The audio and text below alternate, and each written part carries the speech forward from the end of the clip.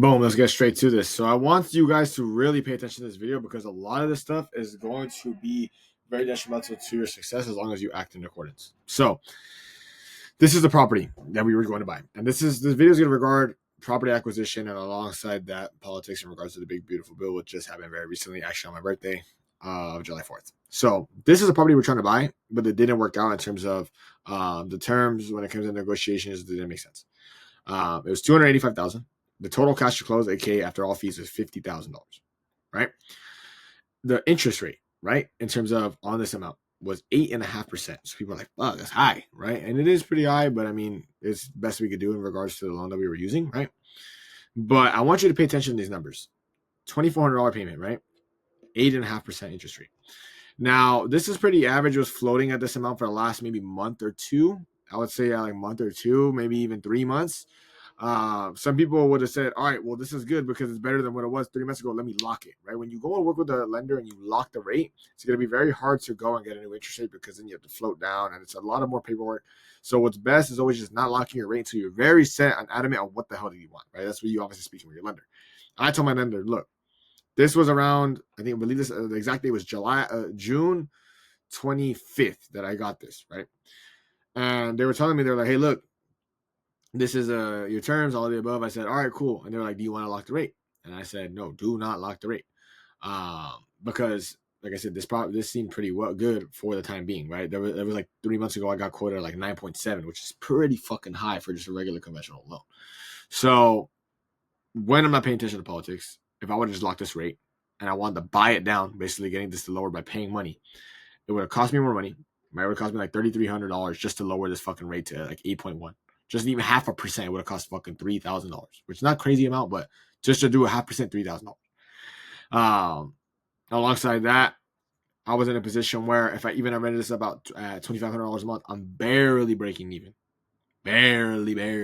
I'm one expense away from being negative, right? Obviously, I would have held out and then refinanced all. But the reason why I didn't want to wait, or why I wanted to wait, is because of the big, beautiful bullshit, right? The big, beautiful bullshit act. And the reason why is because it created panic. I knew it was just ended up getting passed because Trump is in a position where he's just doing whatever the fuck he wants, which fucking sucks. And people acting out of emotion, right? People react in emotion. They're not going to act logical. They're just going to go and act on whatever the hell they're feeling that day. I knew it was not going to affect real estate negatively because all of his people that are giving him money are in real estate. He owns a shit ton of real estate. And I'm watching politics like a hawk. A lot of people don't like me talking about this, and they're like, oh, I don't want to talk about it, boom, boom, boom. If you don't want to talk about it, so be it. But you're going to be in a position where you get blindsided because of shit like this. Okay, now remember that rate: 8.5%, cash to close $50,000, payment $2,469. Imagine if I would have locked that. I would have locked that, and I would have had to buy it down if I wanted to go down, or I had to float it down, which probably only would have floated down half of what it changed to. This was on July 4th, right? In regards to when I locked this next loan term, it was probably like the 7th or something like that, or actually like it was like the 5th or like the 4th. One of those days, either the 5th, the 4th, or the 5th. So like literally right on my birthday. 2 weeks later, a more expensive property. The other loan I showed was $285. This property is $296, or $294 and $600. A more expensive property comes out to being less money down, right? Cash to close, because the interest rate, the prepaid interest is a lot less. The loan, the point deduction in regards to the interest rate they're going to get less. If I would have locked that prior rate and I wanted to buy that rate down to this new number of 8.1%, it would have cost me $3,300 just to get what I got for free by waiting and paying attention to politics. Cash to close is lower. Alongside that, this payment is almost $120 less, which cuts a good amount of leeway for me being in a position where I could even rent this out at $2,400 a month to get it rented faster. And then when I refinance and lower this rate, I'm making even more money. But at $2,500 a month, now I'm cash flowing pretty solid. $2,600 a month, I'm cash flowing solid.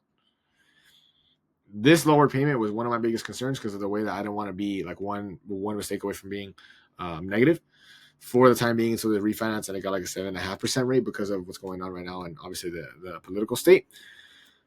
But I saved $3,300, which is going to go towards my cash to close. So my cash to close, right, all my fees and all of the above is probably going to be right around like 35, maybe 35, 34.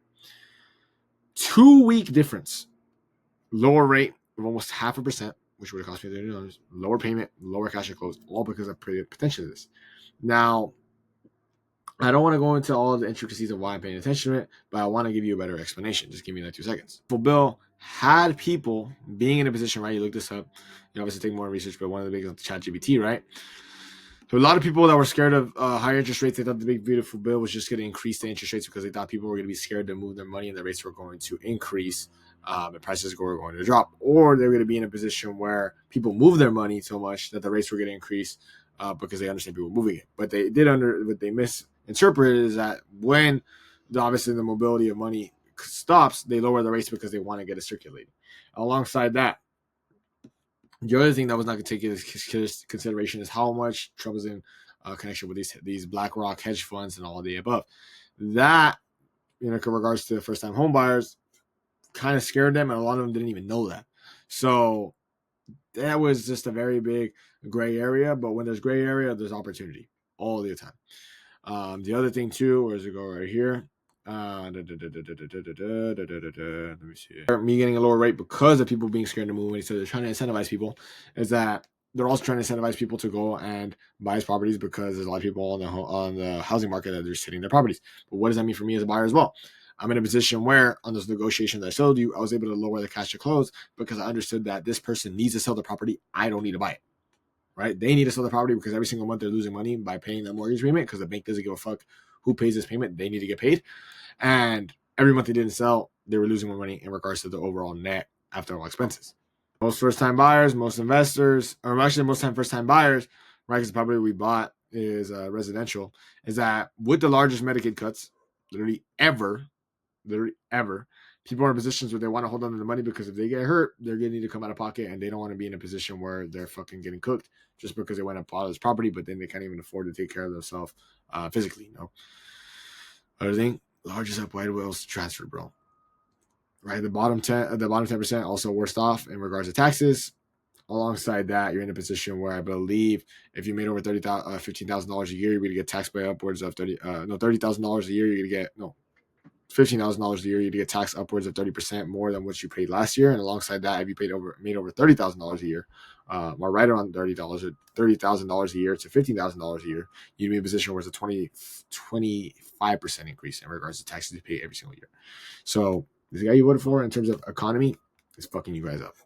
Like I said, the hedge funds, they're trying to go and get people off of Section 8, which is never going to happen in regards to actually being implemented because of the Senate and obviously the House of Representatives saying do not pass this shit because it'll make people homeless overnight. Like I said, risking homelessness is something that's going to go and affect the states directly. But the reason why they want to do this is because they're in a position where they want all these people to get kicked out, have those private investors like myself foreclose on the properties, have the private equity, and have all the BlackRock and other other hedge funds come in and swoop those properties up at a discount because someone's selling out of foreclosure. Most people, as long as they have a fucking brain, understood that it's primarily for the wealthy as opposed to everyday Americans. So that's the reason why they hold on their money. That's the reason why we were able to lock up a rate at 0.5% lower. We could choose to buy it down even more if you want to, but I'm not going to do that, which allows us to cash flow every single month even more. And alongside that, put me in a position where our cash flow is lower. So pay attention to shit. I don't just say this out of my ass. I know some people don't want to talk about politics and all the above, but you have to. You have to, because look at the decision I'm in, the position I'm in, just because I paid attention to it.